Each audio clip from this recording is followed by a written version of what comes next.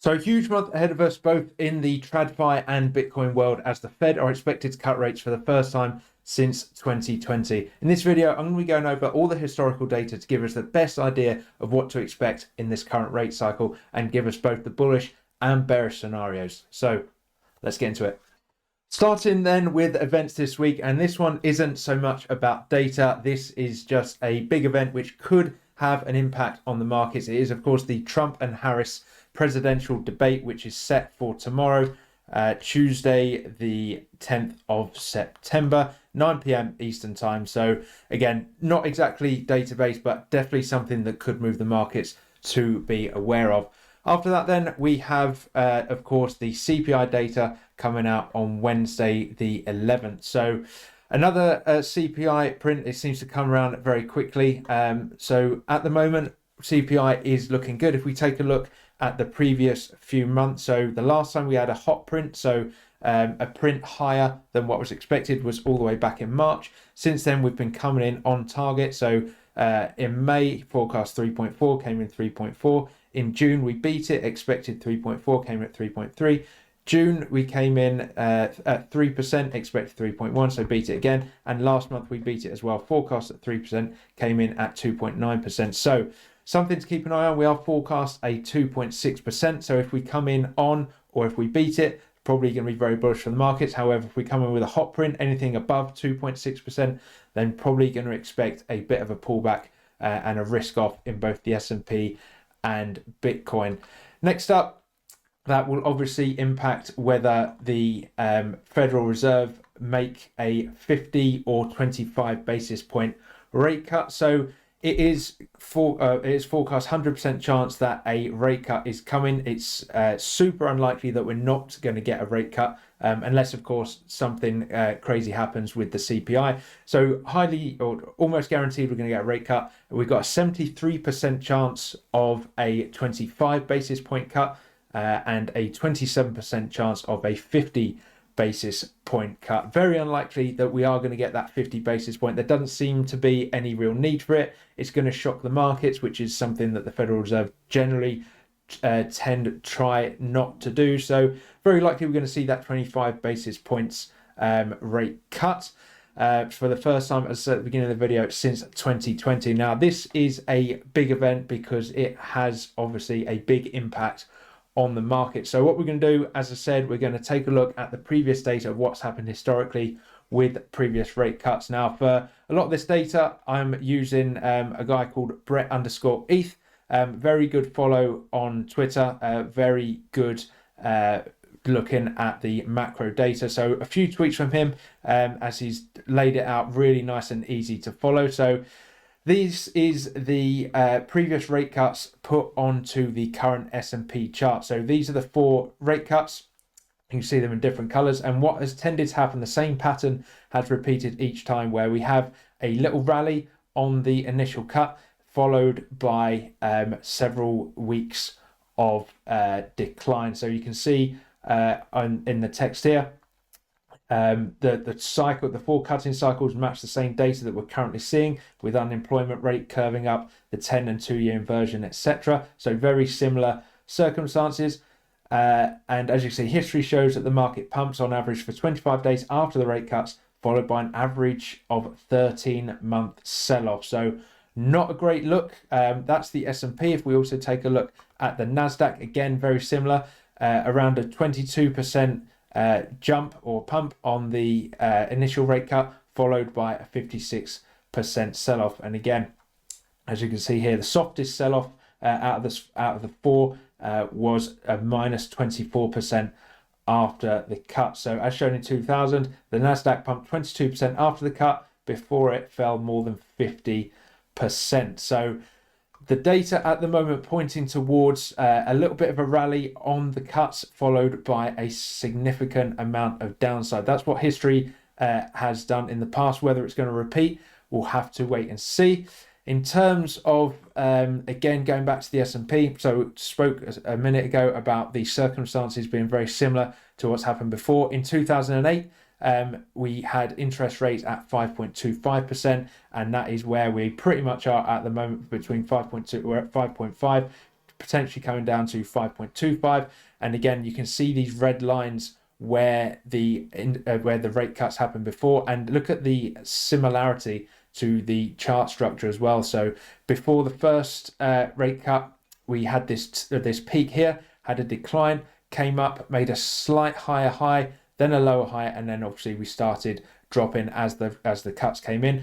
Very similar to what we've got at the moment. We've got a peak, and we're currently forming a potential lower high. Or do we do what we did back in 2008, where we come up, make a slight higher high before then dropping on each rate cut? We'll have to wait and see, but the chart structure looks eerily similar. And then finally, what does that mean for Bitcoin then? There's a chart for that as well. So of course, Bitcoin has seen 5 total rate cuts in existence, and only one recession, which was the black swan of COVID. So these are the 5 rate cuts that happened in 2019 and 2020 that Bitcoin saw. And as you can see, a negative impact on the price on each rate cut. It actually bottomed right on the last rate cut around the 16th of March 2020. And again, the chart structure looks eerily similar as well, current day compared to what happened back in 2019. You can see we topped out here, whereas that around sort of early October, and then slowly chopped downwards in a downwards direction, similar to what we're seeing over the past few weeks with Bitcoin as well. So not looking too great in terms of the data. However, there is some bullish hopium we can hold on to. So we talked about this in a previous video.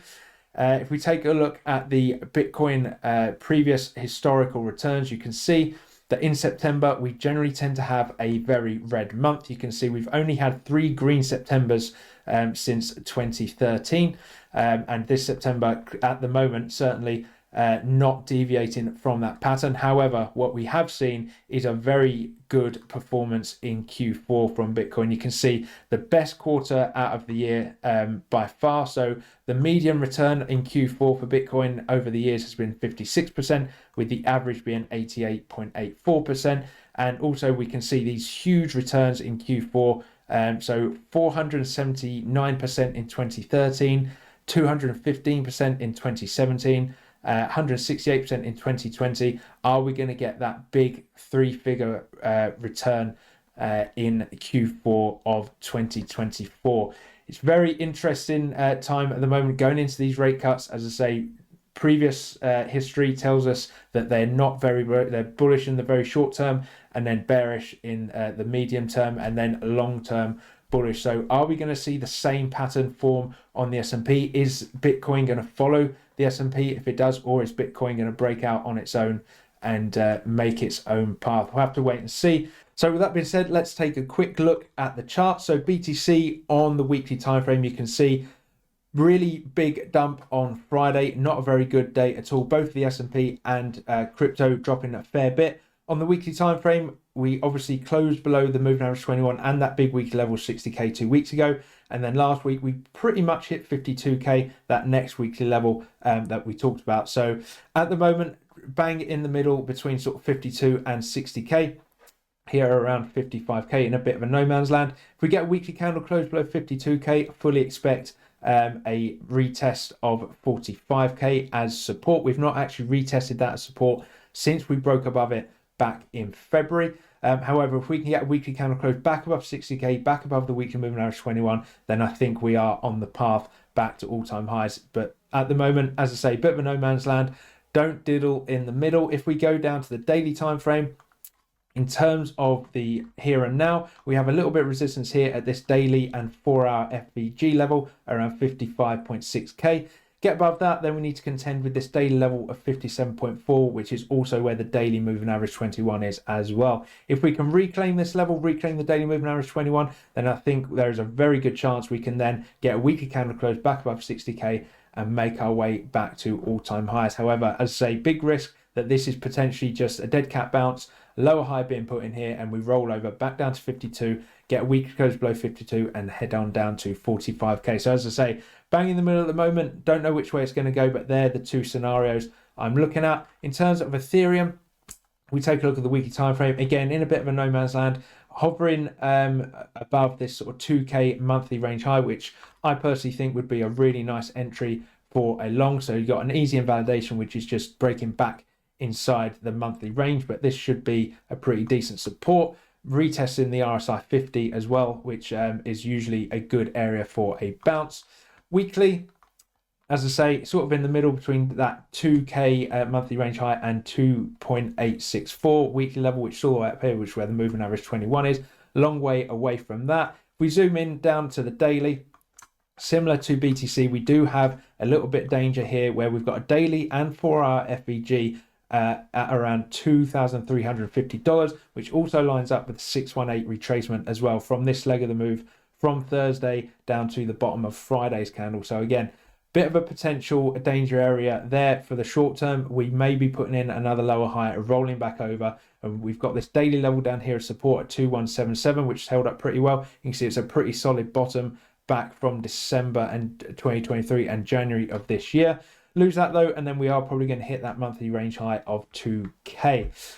Bullish scenario, of course, break above this daily and 4-hour FVG, get back above the daily level of 2422, where the daily moving average 21 should be in a couple of days, and that would line up quite nicely with BTC breaking over 57.4 and reclaiming its daily moving average 21 as well. So they're the two scenarios for bullish and bearish. We'll have to see how the next few days go. Obviously, CPI on Wednesday, probably going to move the market a bit. And then we've got the FOMC next week. So drop in the comments below what you think is going to happen. Drop a like and subscribe if you enjoy the content. And I'll see you on the next video.